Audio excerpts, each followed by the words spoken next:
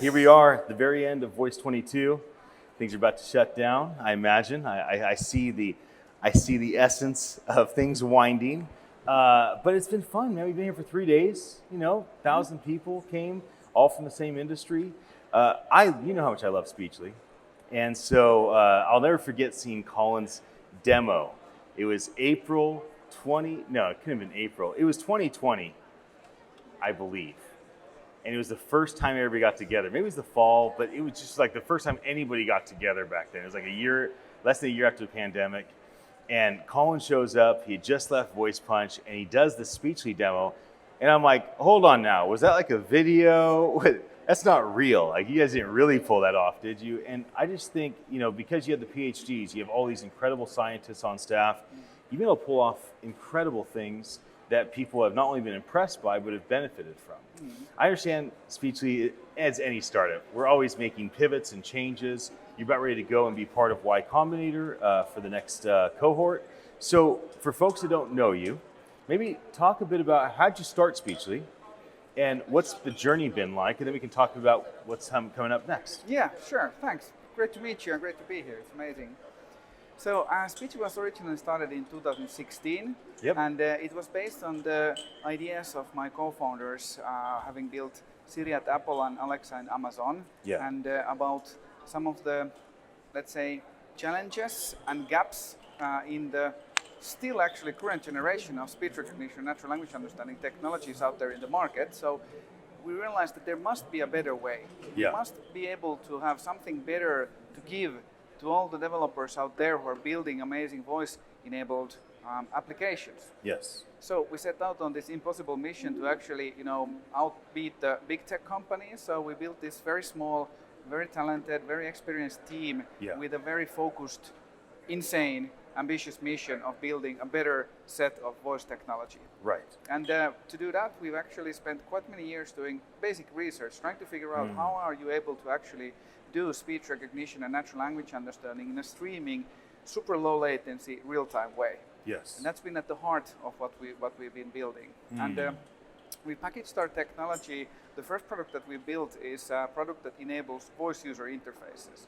So it allows you to add voice features into any kind of website or any kind of application or pretty much any kind of physical or digital product. And that's been super well received within the voice community. And we have some amazing developers building just so cool applications that we couldn't be more excited. Then last winter, we actually were part of the Winter 22 batch of Y Combinator. Okay. So it was an amazing experience. It was fully remote. So it was, let's say, a different kind of experience than spending the same time in the valley. But it worked really, really well. And it gave us a lot of new ideas and things to think about. And we were exploring and figuring out, what other use cases are there out there where our existing technology could be applied.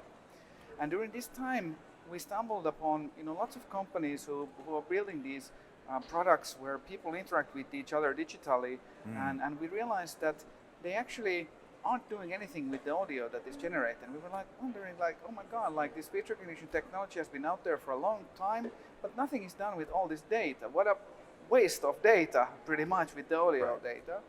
And then we started talking to people in this industry, and we realized that there's something cooking in that industry. And since then, we've been exploring that side. It's a totally new area for us. We don't know anything about that space. And we recently launched a new product that we actually unveiled here today, actually yesterday here at the Voice 22 session, focusing on enabling voice moderation for different kinds of real-time and non-real-time experiences. Right. And we are super excited about that. We are exploring a new space. We don't know anything about it yet, but it's an adventurous journey. Right, of course, of course. Tell me about your team, right? So most people in America are going to meet Colin or meet you, but your team is bigger than the two of you, right? You have incredible data scientists, computer scientists, and more than that. So talk about how is the team that you built at Speechly, and how did you recruit such a great group of people to join on the journey? Yeah, very good question. So we are a tech company, very nerdy tech company at the heart. So it's actually only me and Colin who are commercial people. Everybody else in the team are engineers. That's Most right. of them are machine learning PhDs. Yep. They've been working on building some of the first generation of voice products, like I mentioned already, Siri and Alexa. They've been working at companies like Google, Yahoo, Rovio, lots of the tech companies that have innovated within their own spaces. Right.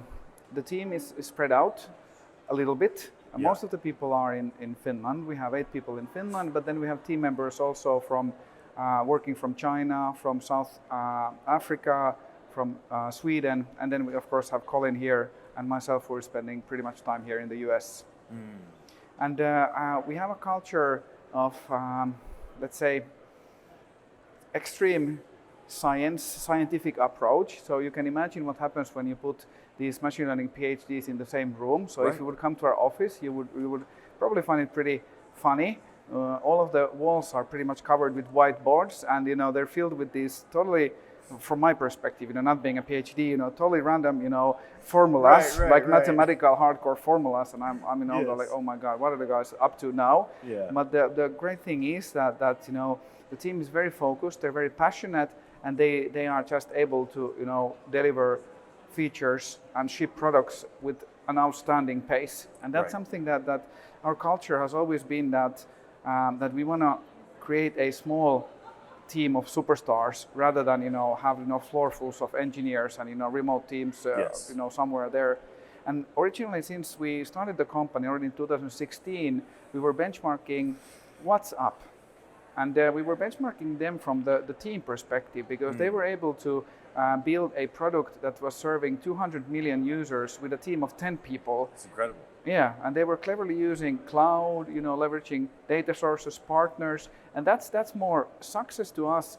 Looks more that if we are able to keep the team at the current size, but then just deliver miracles rather than being able to bloat the team in a way and increase our burn rate excessively. So that's Right. kind of like our vision. Can you talk about what it is to manage a startup? Because you've brought investment in, you have to manage your expenses. You jumped into Y Combinator virtual, you're about to jump into Y Combinator again. Help me understand your perspective on being a practical, logical CEO, keeping your burn rate down, where you have found that it makes sense to kind of not invest in, and what you never want to second guess and always want to make sure that you have, that you invest in that value. Help me understand your perspective on that side. Yeah, so we are extremely tech-focused company from the heart and the soul. So most of our decision making revolves very much around technical decisions. What is feasible? Product-related decisions. What is feasible? And we try to combine that very closely to the work we do on the customer front. So our customer development process. So we try to speak every week to at least 10 new prospects to try to understand more information about the market and really understanding the problems and the needs that these companies have and figuring out, how can we better solve those problems with our unique technology. Yeah. And it's a bit it's a management of scarcity because we want to keep the team small. So it's really much about keeping the focus, which is not easy. So it's really about making decisions which are sometimes very hard because whenever you choose to do something with scarce resources, that means that you are implicitly choosing not to do something else. Right. And that is something that managing that is a constant challenge in a way. And we try to be as explicit as possible with that one. We also try to be very transparent with our clients and prospects and users to also communicate about hard choices, because that also means sometimes that you are not able to fulfill your customers' needs or demands or wishes of prospects. You need to make some hard decisions. And that's also the same thing with our team. Sometimes you need to make some hard choices, kill your babies, so to speak. Projects that the team has been working that aren't features that aren't really getting the resonance from the market. You have to be able to then kind of like cut them off, and it's not easy always. So we've tried to create a culture of ultimate transparency and directness where people are encouraged to say directly what they think, because we believe that by challenging ideas by multiple people will actually result in stronger ideas at the end. So that's an important part of the speechy culture, which is sometimes reflected when we talk with other people in the industry and in the market, sometimes people might think that, okay, these speech guys are pretty direct. So that is actually part of our internal culture. So. Right. Yeah. Well, you're going back to Y Combinator for a second time. It's the first time. We were there in the winter. Yeah. Digital. You did Yes. digital. Now this is going to be physical. No. We were there in the winter, 22, and now we did it, and now we are working on it. Okay. Then I misunderstood. Okay. Yeah. So, do you think other organizations in the voice space should be considering Y Combinator or other different groups like that? And did that make a big difference for you? Yes, absolutely. I would say that all early stage tech startups in the voice scene should definitely consider that, or another similar accelerator. Right. And really, especially as our industry is going through a transformation, really taking the methodologies that are available there in the startup schools, if you want to say, and applying those to our industry, and really trying to understand, the customer pain points that this amazing technology can best solve. Because I think that the industry is still trying to figure out the best cases where it can provide value. So I think that that's where these methodologies come in very handy, and having those on your tool belt is a great asset for any founder working in this space. Absolutely. Well, maybe we can wrap it up. Let's talk about voice, the community. What's the value for Speechly and for you and for Colin to be here, to have a booth, to speak, to do thought leadership, to rub shoulders with people? We're so glad to have you. Of course, CES is coming up January 6th, and there'll be Voice 23 in Washington, D.C. next year. Why should others that aren't here consider jumping in and participating as well? Yeah, so for us, this is like the place to be to meet the whole ecosystem. From our perspective, we are a company from Finland, and we are relying on our partners, on our friends, on this family, this voice family to operate. So this is for us the possibility and the opportunity to actually spend some quality time with our partners. Yeah. There's many amazing companies in this space who are using our technology to serve their clients, and this is the time where we can really spend some time,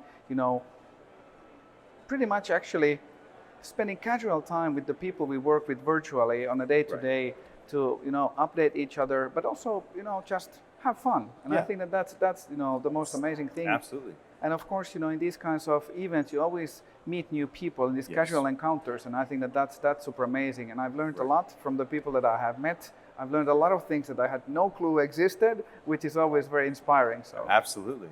Well, it's always so good to spend down with you. It's been fun to have this conversation, be able to share it with everybody. I wish Speechly the best. I definitely am in your corner cheering you on.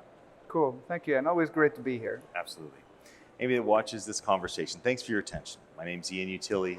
I'm the CEO at Attention Live, and I enjoy bringing these fireside chats from Voice 22 in Washington, D.C. Hope that you have a very happy day.